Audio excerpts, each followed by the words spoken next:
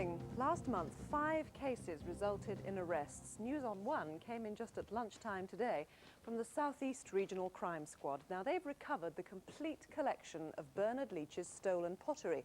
You may remember that it was taken from his museum in St Ives, Cornwall, in the first week of August. Well, 3 men are now in custody. There's been a spate of child attacks during the summer, tragic cases all across the country.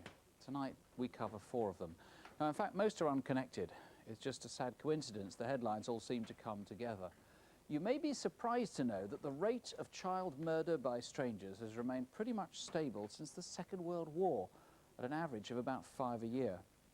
Even so, when a child is attacked, it naturally provokes a special sense of outrage, apart from which there's a real risk the offender will strike again.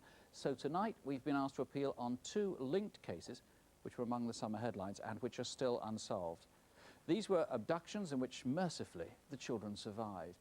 Both occurred on Tyneside, one on Thursday the 4th of May and one on Monday the 4th of September. We've put together all the clues into a Crimewatch jigsaw. In the next few minutes, we hope viewers will supply the missing pieces. First, though, we need witnesses. This is the Moulton Place shopping centre in Blakelaw, Newcastle. On Thursday evening, the 4th of May, a man spoke to a 5-year-old girl here on the pavement. He was tall, slim, with short black hair, wearing dark trousers and, we think, a blue shirt. He said to the girl, "Will you come and look for my dog?" She walked with him towards a white car parked here, and then he pushed her into it. The child was sexually assaulted and later abandoned. That car was possibly a 4-door saloon type with a scrape on the front door. Almost certainly the same man abducted another child on Monday the 4th of September. This is 1.5 miles away from Blakelaw in the Arthur's Hill area of Newcastle. At about 5 p.m, a man was seen here in Prospect Place and again in Clarewood Green. People thought he looked a bit suspicious, so maybe you remember him. He was 35 to 45, average height, medium to heavy build, with thick, dark, untidy hair. He was wearing a distinctive lumberjack shirt with large grey and white checks and dark, flared, dirty trousers. By 6:10, he'd moved across Stanhope Street into the New Mills estate. At 7 o'clock, he was seen hanging around the Moorside School playing field. At 7:05, he'd moved further round the path to here. And by 7:30, he was in Darnall Place, where he was seen with a 4-year-old girl. That child was abducted and sexually assaulted. The child remembers he had a car. Both children were driven 40 miles to Darlington. Now, he seems to have had access to a house or flat in the town. Maybe he lives there or perhaps has relatives there. In May, the girl was abandoned on the outskirts of Darlington. That was after midnight, so whoever abducted her would have been unaccounted for all that evening on Thursday, the 4th of May. The second child was kept for 17 hours before being dumped in Bulmer Square at lunchtime on Tuesday, the 5th of September. As with the first abduction, this is on the north side of Darlington. If you have any suspicions, even if it's someone close to home, please call. We can't let these terrible crimes happen again. Officers on the case are here, 0500 600 600. There's the number. We have 40 lines here to the studio, and the call will cost you nothing. 0500 600 600. Alternatively, you can call the Instant Room in Newcastle. That's on 0191 221 8373. That's Tyneside on Newcastle, 221 8373. Let's hope we have the same success with that as we did with some of our last month's cases. Remember the damage done to the solicitor's house in Warwick? No one knew a motive, but 15 callers gave the same name. A man has been arrested, and it turns out that 8 years ago he was turned down for a job by the solicitor. Also, a man was wanted in connection with some paedophile offences, and several viewers helped police to find him. He's been charged with 29 sexual crimes. And another suspect was recognised and traced to Brighton in Sussex, where he was arrested the morning following the programme. He's been charged with 50 offences. Now to a new appeal. Do you know this man? He's white, about 50, 6 foot, of average build, with dark hair greying at the sides and a London accent. In addition, he wears gold jewellery, carries a mobile phone and smokes a brand of cigarettes called Barclay. He has connections with an audio business. Now, can you fit that face to this handwriting? And finally, have a listen to this voice. Forget it, bloody cowboy outfit. Forget it, bloody cowboy outfit. This man needs to be eliminated. It could be the voice of a man who is travelling around England swindling audio shops. Somehow he gets to know their banking details and then uses unwitting taxi drivers to draw out the money on his behalf using forged documents. If you're a retailer or a taxi driver or work in a bank, keep an eye out for this man, and if you've come across him, do please call. The local police are on 01473 613 833. That's Ipswich 613 833.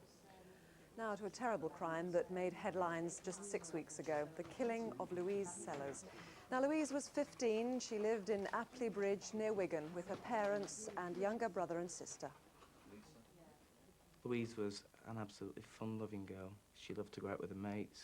She loved to have a dance on a Friday night. She was doing really well at school. She had a life planned out to be a PE teacher. She was going to college, and she had everything set. Everything set. Oh, she was bubbly, vivacious, I would say. It describes her to a T, really. She was everybody's friend. You could not fail to like Louise. You know, she was, I'm not saying she was an angel. She was just like every other teenager. But she just had that bit more. What are you looking for? Sure. Oh, what about those there? I'm trying. Listen, I'm not feeling too well. I think I'm going to go up. Will you do the washing up for me, Louise? All right. You going to go out tonight? I'm going to find some friends, might meet up. Well, don't be too long on that phone, will you?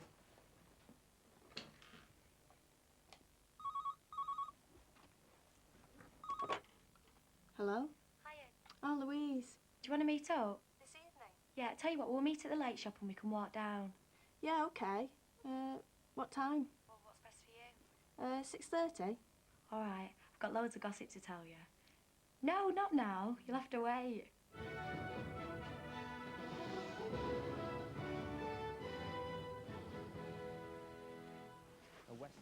Dad, is Mum still asleep?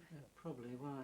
Just want some money. Well, I think she is still sleeping, so don't you go waking her up. Louise, come back.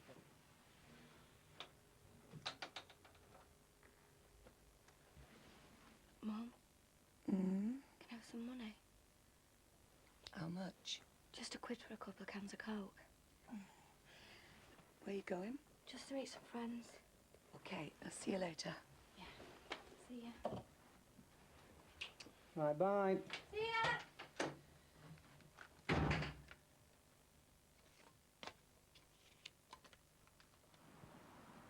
Hiya. Oh, yeah? All right, what's the gossip then? Well, I went to Park nightclub on Friday. Oh, yeah? There's a fight whilst I was standing in the queue. What, next to you? Yeah, these guys were trying to get in the club, but the bouncers wouldn't let them in. Well, you got in though, didn't you? Yeah. I ended up falling out with Jane, though. Why? She just really got on my nerves. Lee, have you moved the sugar? Because I trapped off with this guy called Andrew, and he gave me his ring. I'm going to give it him back tonight, though. I was supposed to give it him back before we left the club, but I just forgot. Hiya. Hiya. There you go. Yeah. Where have you been? What? Where are you going? I'm just going downstairs. It's just as it's quiet out now, it's just that Auntie and my girlfriend watch what we're Guinness. Come on, get in. We're only going to Aunt's house. No, not tonight. I'm too tired. Well, where are you off to? I think I'll go home. See ya. It's about 9:15 p.m. and Kelly presumed Louise was going home. But 10 minutes later... Hiya. Michelle, you're never going to believe what's just happened. What? I was standing at the bus stop at Randall's Corner, and this bloke pulls up in his car and asked me if I want a lift. So I said no. He tells me to get lost and calls me a slag. Are you kidding? No. It's now around 9:30. I was travelling along Miles Lane when I noticed Louise on the right-hand side of the road. She was walking in between Chisacre Drive and Abbeydale, heading towards Randall's Corner.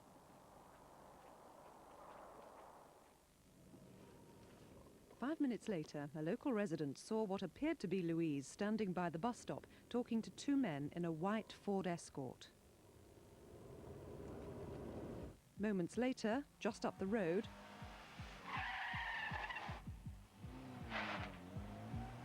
was this the same white car, and was Louise inside? People like that, don't they annoy? What time did you tell Louise she had to be in? Sundays, you normally back by 10:30, and now it's Nearly 11. Louise was very good at coming home, but if she was going to be any later, she would always ring us to let us know where she was and what time she was going to be in. So obviously when she didn't ring or let us know by 11 o'clock where she was, that's when we really did start to worry. Oh, hi. It's Elaine Sellars here. You haven't seen Louise, have you, tonight? No, and she hasn't come back yet. It's, Elaine Sellars here, Louise's mum. I'm sorry to bother you at this time of night. I know it's a bit late. Elaine Sellars here. Yes, has your daughter seen Louise tonight at all? I just wondered if you'd seen her at all tonight. Oh, I am. I mean, do you think, who else can I ring? Hello, is that Mrs. Morrissey? Hello, it's Elaine Sellars here, Louise's mum. Is Kelly in by any chance? Yeah, could I have a word with her? Could you ask her if she's seen Louise tonight? Kelly. Louise's mum's on phone. She wants to know what time you left, Louise. She's not come in yet. 9:20. Why? What time is it now? It's nearly midnight. Has she gone missing before? Never. She'd never leave us worrying like this. Where's your husband at the moment? Louise! Louise! Could you circulate that description, please? Thank you. Don't worry, there's lots of officers looking for her. There's definitely something wrong. Louise!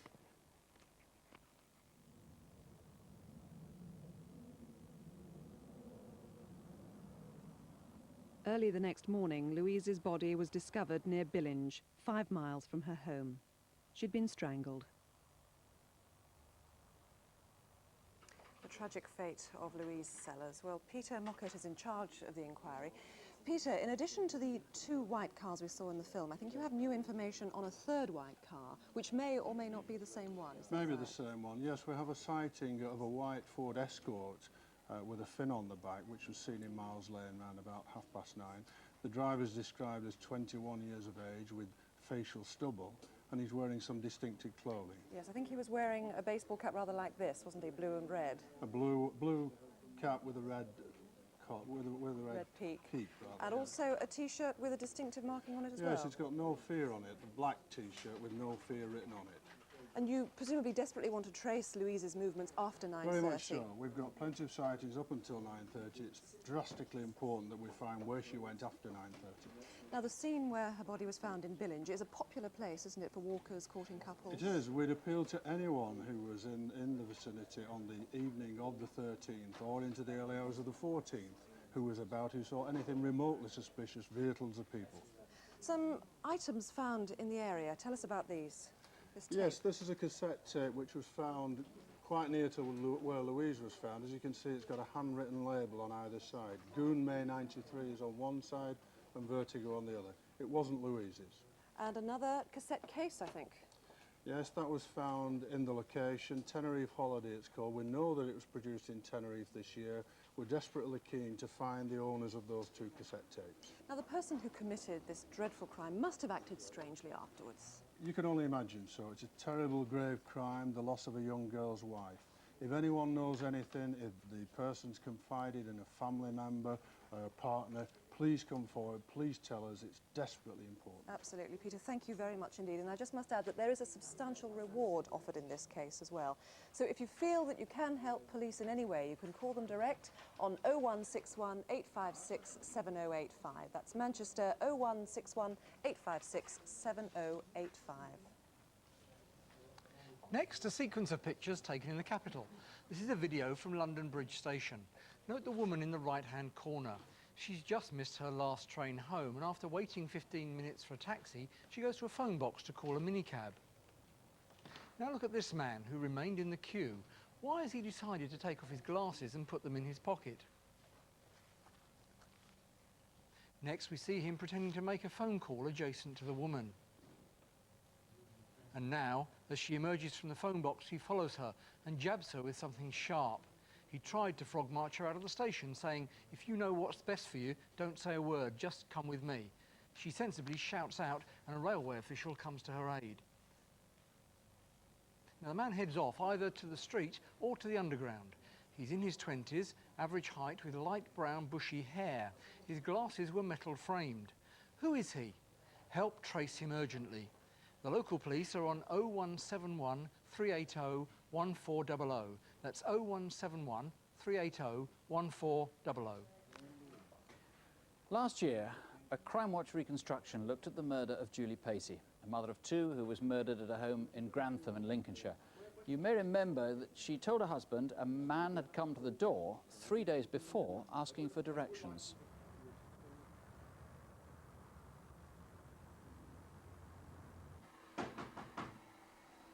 Come in!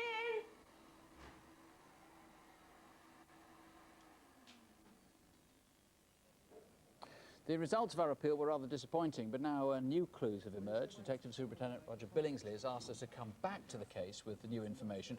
First of all, I know you're now convinced that that man who came to her door on Friday was the man who came back after the weekend on Monday. We've got a fairly good description of him. I think there's an e-fit of him, and that's somebody who's got to be traced. But there's a new piece of information as well, and that is to do with a watch. Now, this man may have this watch. Just tell us about this, can you? Yes, the watch was, or watch similar to that, was found on Julie. We know that she was wearing it on the day she was killed. We've traced it back to Paris when she was there in August, about a month before she was murdered. It's called a Luc de Roche quartz. It's a French watch made, manufactured and distributed in France and not in the UK. And there aren't very many around then? No, there should be very few in the UK. Now, if people have got one, have seen one, what do you want them to do? Please ring in. There What, are anybody who's got one of these? Yes, indeed. There are so few of them that I would like to speak to anybody who can recognise that watch. Why has it taken you a year to find that Julie's watch was missing? I knew about it before this, of course. I'd hoped to find it on the offender. It's now a year on, as you've mentioned. It's the anniversary. That chance is not likely.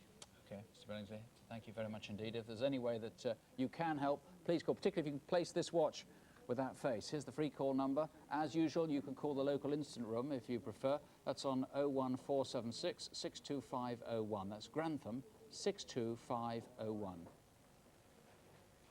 This is a picture of a man to beware of. He's Brian Fontaine, 42, 6'1", swarthy, and look at those tattoos. They're on his arms, fingers, chest, and even his left ear.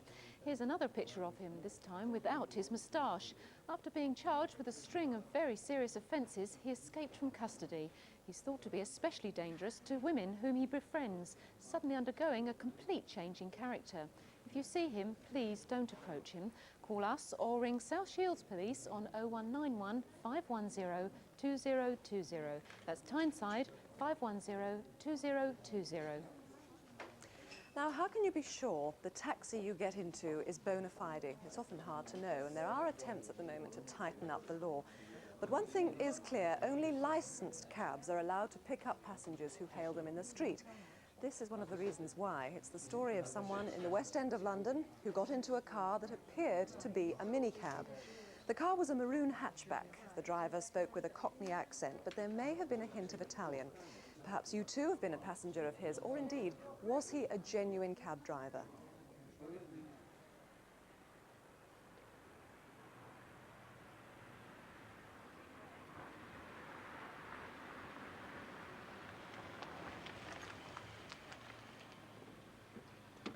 Go on, get out. And no funny business.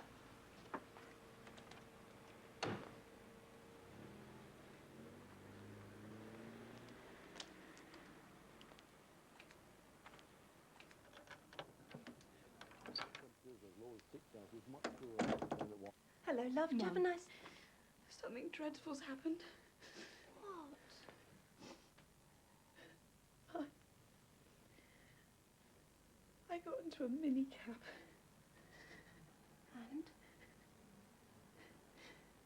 And the driver forced me to have sex with him. Oh, darling. Earlier that evening, Anne had been out for a drink with friends in Soho. At 11 o'clock, she left the pub and walked up to Oxford Street to hail a taxi home.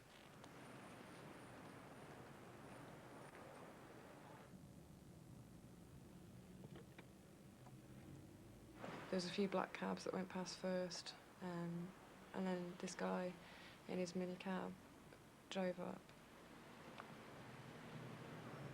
Do you want a cab? He had proper minicab stuff, like he had a logo on the door and he had the ID badge on his rear view mirror.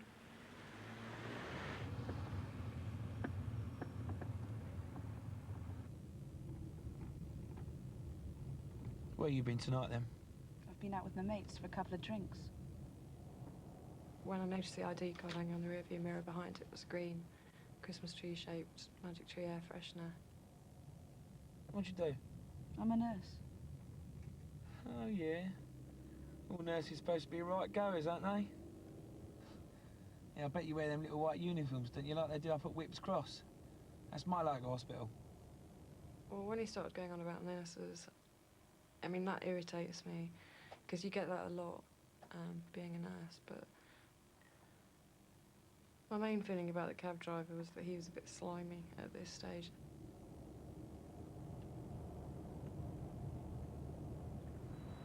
At the junction by the World's End pub at the top of Camden High Street, Anne expected the driver to turn right towards Finsbury Park.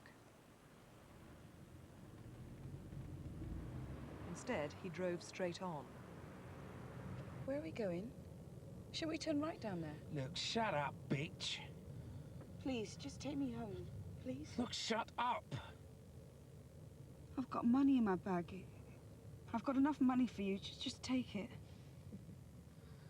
I don't want your stupid money. What I remember most is I could hear my heartbeat in my ears. And there's a time when I realised I wasn't breathing and that I should breathe again. I was really scared. I mean, I really was really scared, like I'd not really felt before in my life. I knew that it wasn't going to be a ride home. Whatever it was that was going to happen, it wasn't taking me home. They drove along Prince Albert Road, past the aviary in London Zoo. On the front seat, there was a copy of Today newspaper and some Benson & Hedges cigarettes. And in the door compartment, next to the passenger seat, there was one of those large steel ring-bound A to Zs of London. Yeah, all of you are exactly the same. All goers, ain't you? All you nurses.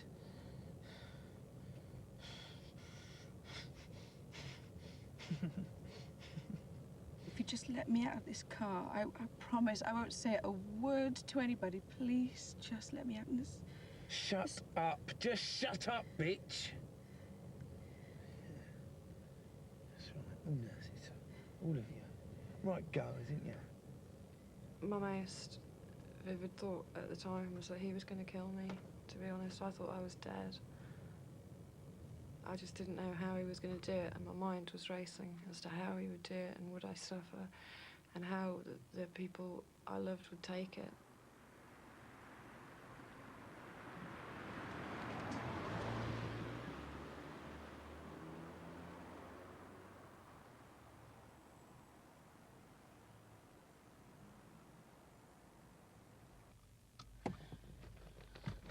I bet you've seen loads of men. I've got a knife in my bag. And it was then that I knew that he was going to rape me. After he finished, he held my face to look him straight in the eye for about 30 seconds, probably. I was expecting to feel a knife or for him to start strangling me, because he'd let me see him.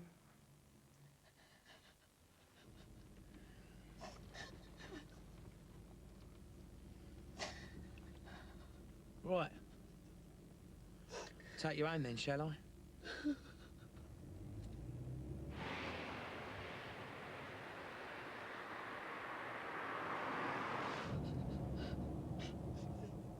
Since the attack, I've been much more of a withdrawn person. I used to be really proud to tell people I was a nurse, but I'm not anymore, because maybe it wouldn't have happened in my mind if I had have had a different job. And one thing that really scares me is that there's going to be a next time, I think, with this guy, and next time he might kill someone. I just really, really want for him to be caught. That's all I want. A very brave girl to recall events like that. Detective Sergeant Steve Lodge, how is she now? She's recovering slowly, but obviously it's going to take some time. How did she describe her attacker?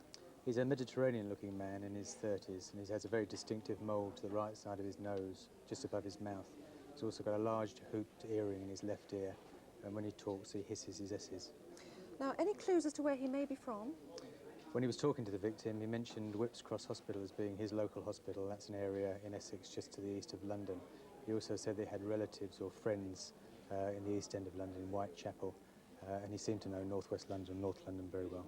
What information do you have on the car? We know it's a maroon hatchback, don't we? It's a maroon hatchback or saloon car with this very distinctive logo on the side of it, a club sign, which may or may not be genuine. So how do you know when you hail a taxi in the street, as of course this nurse did, thinking it to be bona fide, how do you know if it is for real? The only vehicles that can stop and pick you up are licensed taxis, and they'll carry a cab sign, a taxi sign, or a for-hire sign with a license plate usually on the back. If any other vehicle stops, just don't get into it. Great advice, Steve. Thank you very much indeed. Well, as the victim said, of course, that man could strike again. So if there's anything you know or anything that you can add, there's the number. A free call here to the studio, of course, or you can ring the incident room direct on 0181 733 6031. That's 0181 733 6031. Please call if you can help. It looked as though it was going to be very quiet tonight. The phones really weren't ringing for quite a time, but now it's ferocious here. On the Newcastle child abductions, we've got 4 names, which are quite intriguing, I'm told, and possibly some other incidents. And audio shop con man, we've got 2 people giving the same name. A lot of other information coming in too. Let me tell you about a case that we featured early last year, that of the Olympic swimming coach Paul Hickson. He'd been charged with sexual offences and had fled the country. As a result of our appeal, several more victims came forward, and the case against him was very much stronger. As you may have seen in the news, he's now been sentenced to 17 years.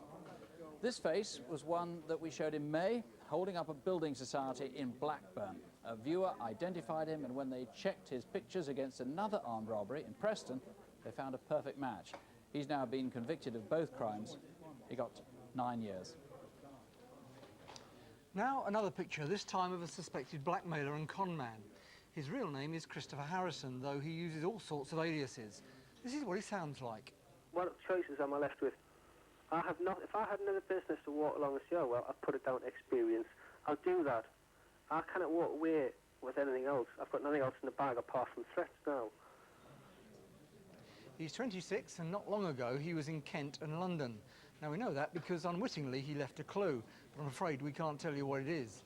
If you know where he is, you can contact the local police on 01234 271 212. That's Bedford 271 212. Now, if you work in a post office, you'll be interested in this cheque. You might even recognise it. After all, it's been presented for payment 548 times. This is the woman who used it, and this is one of the few times post office staff have challenged her. Here she is in March in Rugby. Her hair looks longer. And here she is in early August, this time in Cambridge. If you do work in a post office, always check that there's a watermark on gyro checks, and make sure the paper feels right too. If you've any information on this woman, you can contact the local police on 01223 323 929. Now that's Cambridge 323 929. And now, an appeal by a victim of a crime. The widow of Tony Sullivan has asked to come into the studio tonight to make a plea about his murder. Tony was 36, and on Friday night, the 18th of August, he went to the Lotus nightclub in Forest Gate. Around 3 o'clock in the morning, as he was leaving, Tony was stabbed to death. Well, Debbie, thank you very much for coming in. It takes a brave woman to do something like this. Can you think of any reason why anyone should do like this to Tony? No, I can't think of anybody that would have a reason, because most people Tony knew, they liked him. He was so well liked and well respected by people. I can't think of any reason anybody would want to do this to Tony. Now, Detective Inspector Colette Paul, you're in charge of the inquiry. Has anyone come forward with any information? Because it was a busy nightclub, wasn't it? That's right. It was a very busy nightclub that night, and what I'm looking for is witnesses who actually saw Tony in the nightclub that evening witnesses who saw him leave the nightclub and were outside of the nightclub, and in addition to that, a special attempt for witnesses to come forward who have actually made contact with the police and with the local press. So you have had calls? We have had calls, and we do know that these people clearly saw the murder, and I would really ask those people to come forward and tell us all they know. Do you think people are perhaps slightly afraid? They're afraid of the repercussions? I think people may be frightened, and what I'd say to them is there's all sorts of things we can do to offer them protection, but obviously I would need to discuss that with those individuals. Debbie, what would you like to say to someone who may be harbouring this particular individual and they're afraid to come forward? Well, what I'd like to say to them is that if they have children of their own and they see the effect that Tony's death has had on my children, I've got 3 children. Lucy's 10, Tom's 5 and Joe's 2. And Lucy and Tom cry so much over their dad. And it doesn't matter, whatever I do to them, I can never make it better for them. All the cuddles in the world and the love will never ever bring their dad back, and he was such a main part of their life. And I just feel, please, if anybody's watching, and you know, please come forward and just help catch the person that did this to Tony. Well, thank you very much. Well, you've heard what Debbie said. Please, if you can help in any way, do ring us here now. Or, of course, you can call the incident room direct on 0181 217 5432. That's 0181 217 5432. Since the peace process began, Northern Ireland has seen economic revival and a tourist boom. In late July, thousands of visitors were in County Antrim, basking in the sunshine, playing golf, walking in the rolling hills and visiting the Giant's Causeway. Now, if you were there on Friday, July the 28th, please watch what follows closely. You might help solve the murder of 13-year-old Darren Fawns.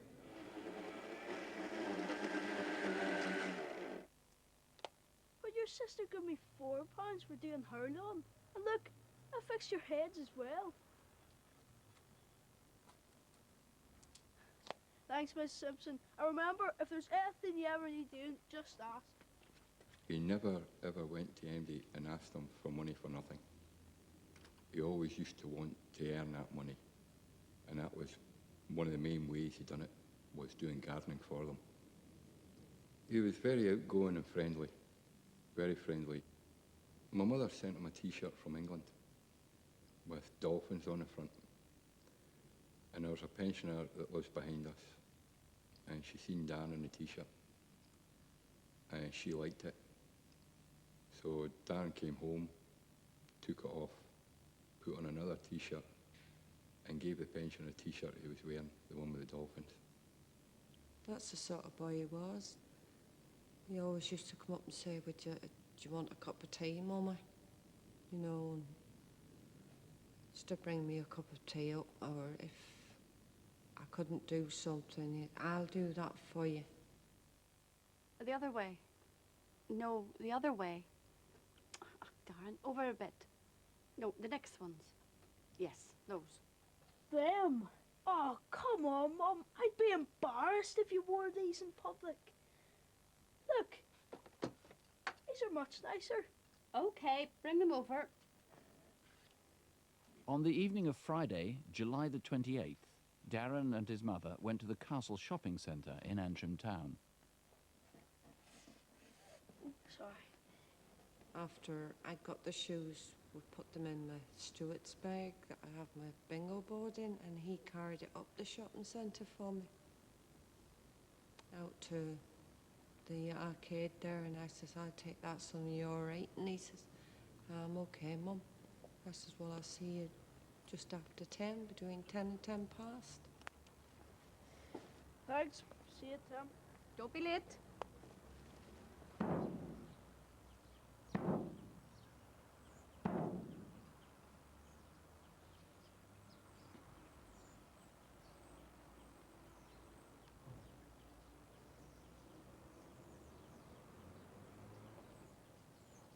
Right, PJ, what you doing? Hey, Fonzie.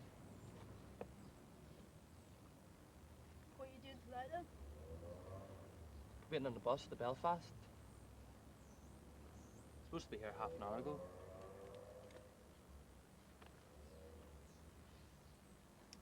Could I have a smoke? Oh, come on, PJ, don't be stingy.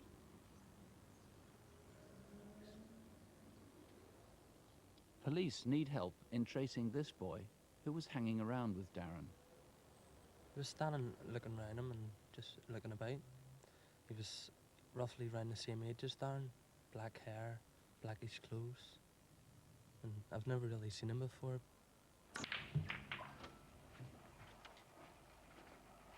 What about you, Fons? Oh, right, Fifth.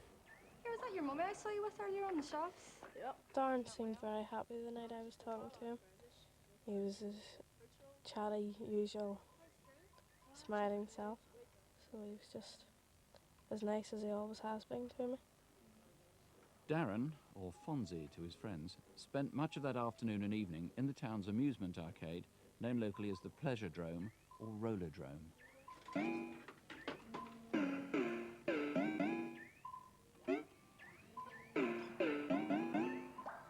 Grandad, I don't like this one.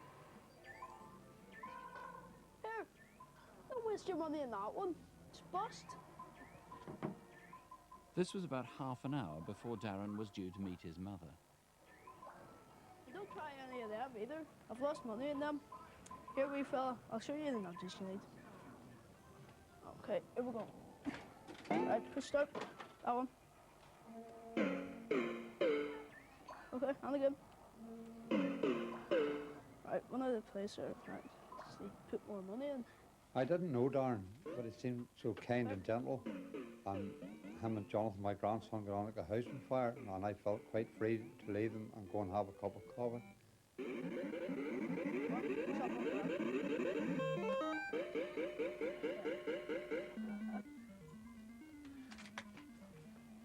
you go. Thanks very much. In the next half hour or so, Darren must have met somebody else. But who? His mother waited at the cab rank as agreed, but by 10 past 10, Darren still hadn't shown. Look, maybe he's still at the Rollerdrome. Could you take me round there on the way round? I can, surely, yes. One ahead. I was worried. Because if he said he was going to be there, he would be there.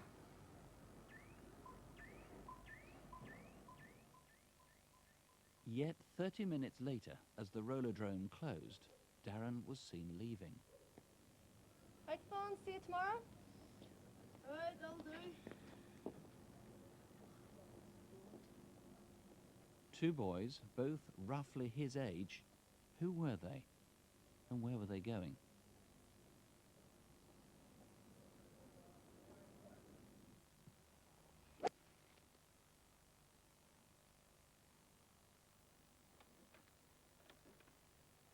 Five days later, a mile from the town centre, a Belgian tourist searching for a ball found Darren lying in bushes between the golf course and a holiday caravan site.